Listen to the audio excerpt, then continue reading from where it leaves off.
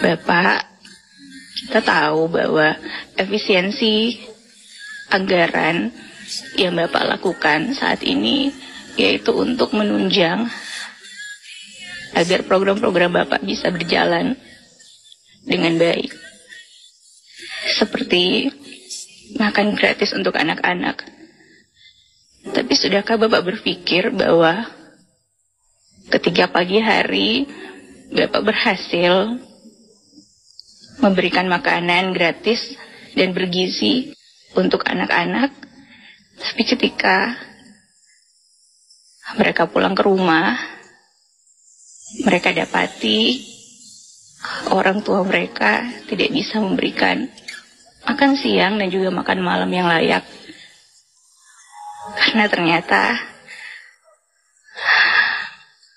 orang tua mereka harus di PHK, harus dirumahkan karena efisiensi yang telah Bapak lakukan.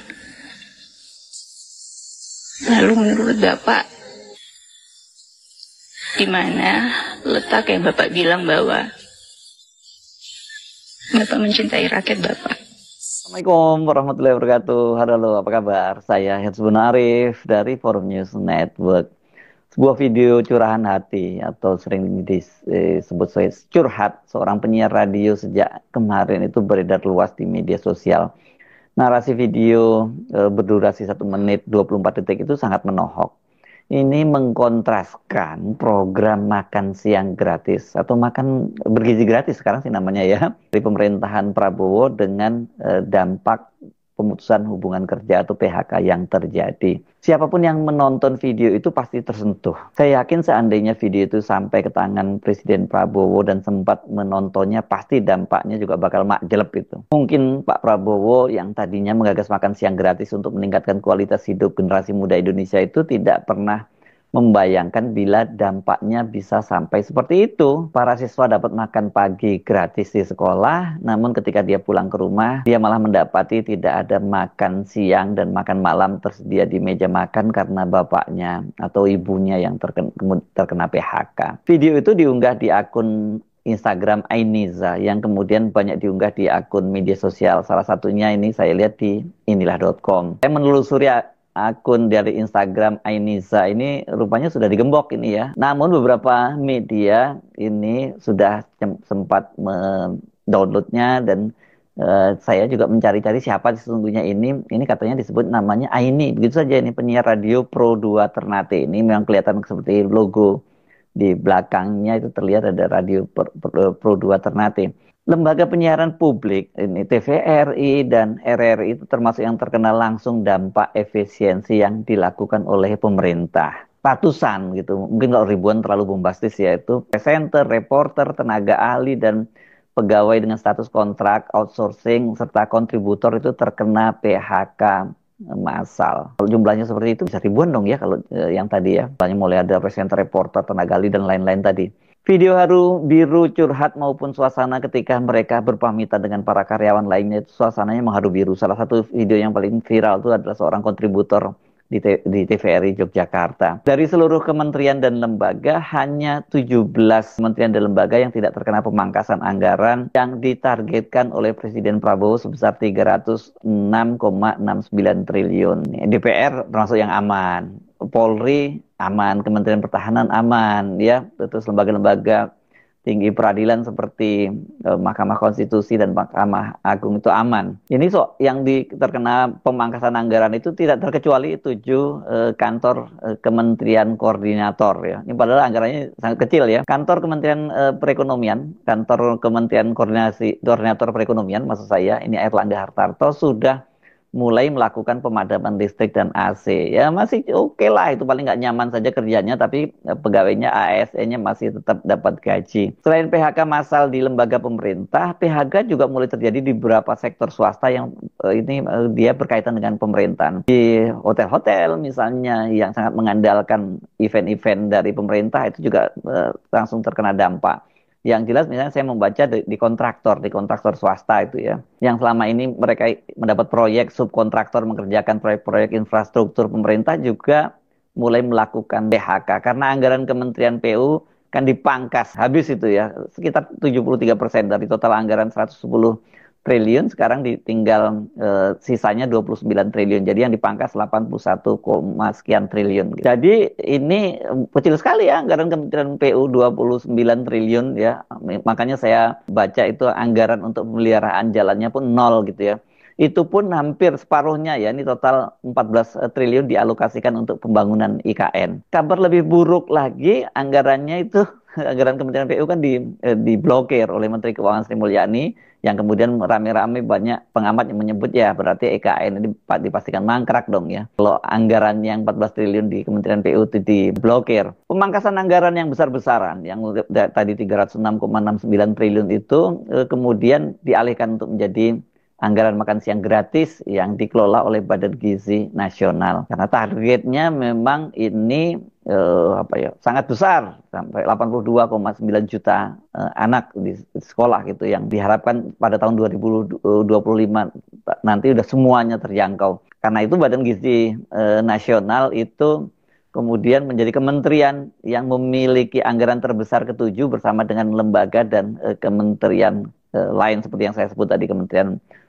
Pertahanan dan Polri. Bila nanti target 82 juta lebih anak yang akan diberi makan gratis itu terpenuhi, maka ya Badan Gizi akan menjadi lembaga dengan anggaran terbesar karena anggarannya mencapai 450 triliun per tahun seperti yang direncanakan oleh Presiden Prabowo. Ini jadi badan sultan ini karena tajir ini. Jadi jangan dianggap bahwa ecek-ecek sekarang ya, Badan Gizi Nasional itu kalau dulu kan ya itu lembaga yang ada dan tiada. Kalau sekarang ini menjadi lembaga andalan dari pemerintahnya Prabowo. Mengapa Presiden Prabowo memilih memangkas anggaran puluhan kementerian dan lembaga serta alokasi transfer dana ke daerah yang dampaknya ini multiplier efeknya itu sangat besar. Itu berupa PHK dan juga mandeknya pertumbuhan ekonomi, terutama di daerah yang selama ini mengandalkan dana alokasi dari pusat itu, ya peredaran uangnya itu merosot drastis jadinya. Kalau saya lihat ini ada dua pilihan sebenarnya yang bisa dilakukan oleh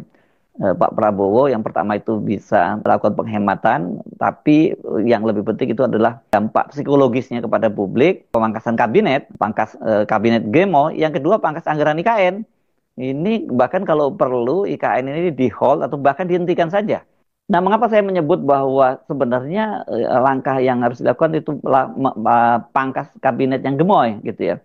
Ini ada hitung-hitungannya. Ini berdasarkan studi yang dilakukan oleh Lembaga Penelitian Ekonomi Selios. Ini membengkaknya jumlah anggota kabinet yang sekarang ini berisi 109 orang itu membuat anggaran belanja pegawai kabinet Prabowo itu menjadi 2 kali lipat dibandingkan dengan pemerintahnya Jokowi Ma'ruf. Ini belanja pegawainya ya. Peneliti Celios Ahmad Hanif Imaduddin mengatakan itu terjadi potensi pemborosan itu sebesar 1,9 triliun itu untuk sampai 5 tahun ke depan. Itu belum termasuk beban belanja barang yang timbul akibat pembangunan fasilitas kantor atau gedung lembaga baru. Dari mana hitung-hitungannya itu kok Celios bisa punya kalkulasi semacam itu? Jadi ini kata dia yang membuat beban anggaran itu sangat berat itu di kabinet yang gemoy ini ada 3 komponen yang menjadi perhitungan.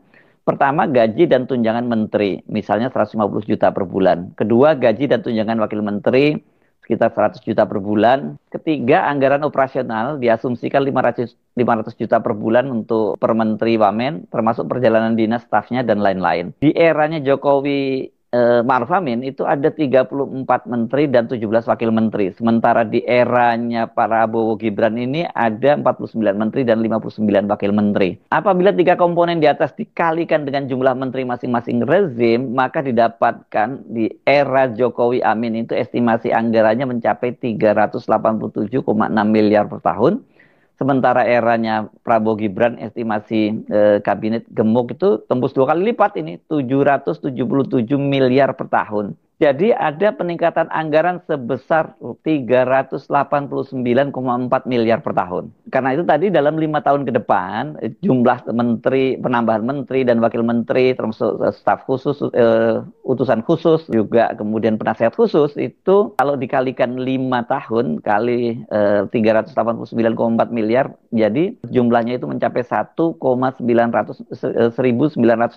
miliar, atau kalau dikalikan 5 tadi setara jadi 1,947 1,95 triliun. Pasti ada yang mengatakan begini, membela pemerintahan Pak Prabowo. Ya jangan dilihat jumlah itunya dong ya, besarnya kementerian dong, dilihat jumlah penduduknya dong. Indonesia kan juga termasuk sangat besar. Jadi membutuhkan kabinet yang besar pula. Celios ini juga punya jawaban. Dia mengambil contoh Amerika Serikat dengan populasi sekitar 346 juta orang, itu hanya memiliki 15 eksekutif di departemen setingkat kementerian. Kemudian Cina itu sebagai negara dengan populasi terbesar di dunia yang mencapai lebih dari 1,4 miliar hanya memiliki 21 kementerian. Sementara di Indonesia dengan populasi sekitar 275 juta memiliki 46 kementerian. Jadi jumlah ini jauh lebih banyak dibandingkan dengan dua negara tadi. Ya, jadi kalau di kemudian pembandingnya jumlah penduduk nggak bisa, ternyata Amerika dan Cina buktinya bisa lebih ramping kabinetnya. Ya, jadi mungkin nggak usah seramping kabinet di Amerika Serikat, apalagi Cina ya. Balik dengan kabinet sebelumnya seperti di era Jokowi. Syukur kalau bisa lebih ramping ya. Jadi kalau itu dibalikkan saja ke seperti eranya Jokowi, ini kan Pak Prabowo kan muridnya Pak Jokowi, harusnya ngikutin dong ya. Ini akan ada penghematan yang cukup signifikan dan itu artinya nggak perlu ada PHK terhadap lembaga penyiaran publik seperti di TVRI dan RRI. Mereka ini kan kebanyakan adalah karyawan kontrak dan outsourcing yang gajinya tidak sebesar para menteri, wamen, kepala lembaga, penasihat khusus, dan utusan khusus. Mereka ini juga nggak perlu biaya seperti biaya yang sangat tinggi ya, seperti para pejabat tinggi negara lain yang pekerjaannya juga dipertanyakan. Kecuali malah bikin gaduh seperti yang pernah terjadi dulu pada Miftah, utusan khusus presiden, dan juga pada Raffi Ahmad gitu ya. Nah sekarang ini pemerintah baru saja mengangkat juga Deddy Corbuzier. Ini menjadi staf khusus Menteri Pertahanan dan ini potensi untuk membuat kegaduhan besar. Karena kemarin kan sebelumnya ini Deddy Corbuzier juga sempat membuat kehebohan ketika dia membuat video yang mempersoalkan seorang anak sekolah yang ketika ditanya katanya menyatakan bahwa ayamnya itu nggak enak gitu dan kata dia rasanya dia pengen nampol aja gitu. Nah ini kan ini potensial juga orang-orang yang mendapat fasilitas dari pemerintah seperti Deddy Corbuzier ini juga menimbulkan kegaduhan baru lagi. Nah kalau masih kurang pemangkasan itu, pangkas perjalanan dinas dari Gibran yang gede tapi nggak ada guna. Karena selama ini hanya digunakan untuk kampanye. Ngapain coba? Selain ninjau makan siang gratis gitu, bagi-bagi buku, bagi-bagi susu. Sekarang dia bikin program baru lagi. Ini operasi potong rambut di sekolah. Ngapain coba gitu ya seorang wakil presiden urusannya kok hanya sekelas itu. Ya kecuali dia tahu bahwa anak-anak sekolah ini nantinya ini Gen Z ini mereka ini akan jadi pemilih pada tahun 2029. Jadi dia sudah mulai mengijon, sudah kampanye curi start kampanye dari sekarang gitu. Tapi semua program itu kan dipastikan akan menggunakan dana pemerintah. Kalau toh misalnya katakanlah ada sponsornya untuk potong rambut, dana pengamanannya, dana mobilisasi dari seorang wakil presiden itu sangat-sangat besar. Pangkas saja semua kegiatan-kegiatan. Suruh Gibran duduk manis, main TikTok atau main di medsos. Cukup lah kalau dia masih mau terus kampanye. Jangan kemana-mana, keluyuran kemana-mana tapi menggunakan anggaran negara, sementara Pak Prabowo harus jungkir balik melakukan pemangkasan di sana sini. Oke, tadi mungkin Anda akan menjawab juga, itu kan dananya terlampau kecil, 5 tahun aja cuma 1,9 triliun. Tapi tetap saja saya menyebut itu ya itu lumayan dan meskipun tidak menutupi anggaran makan siang gratis, tapi yang penting itu impact-nya yang sangat besar. Karena dengan cara seperti itu ada kepercayaan publik bahwa pemerintah itu juga punya sense of crisis gitu ya. Pemerintah juga mau menderita, tidak hanya rakyat yang diminta menderita. Yang jelas kalau saya sebutkan tadi, ini tidak perlu ada PHK kalau kabinet dirampingkan, terutama seperti di RRI, TVRI. Sekali lagi mereka hanya dibayar, banyak diantaranya dibayar di bawah UMR kok gitu. Nah, kalau mau dana yang cukup gede yang dipangkas atau bahkan kalau perlu dihabisi ya dana pembangunan untuk IKN, melanjutkan IKN yang oleh Presiden Prabowo dianggarkan mencapai 48,8 triliun. Tahun ini saja seperti dikatakan oleh Wakil Menteri PU itu untuk pembangunan IKN mencapai 14 triliun dan itu tersebar di beberapa direktorat jenderal. Nah, kalau itu digunakan untuk makan siang, berapa juta lagi anak Indonesia yang bisa diberi makan siang gratis itu? Tapi masalahnya sekarang ini Pak Prabowo rasanya nggak mungkin melakukan itu ya, memangkas kabinet, terus memangkas habis anggaran IKN. Karena apa? Karena ya Pak Prabowo sampai sekarang masih terlihat sekali harus mengakomodasi kepentingan Jokowi dan kepentingan partai-partai politik ya di kabinet. Tapi kalau yang lebih sulit diberesin ini ya akomodasi kepentingan dari Jokowi. Kemarin kita menyarankan agar segera memutus hubungan dengan Pak Jokowi aja dianggap itu lucu-lucuan, memisahkan dia dengan Jokowi dianggap lucu-lucuan ya.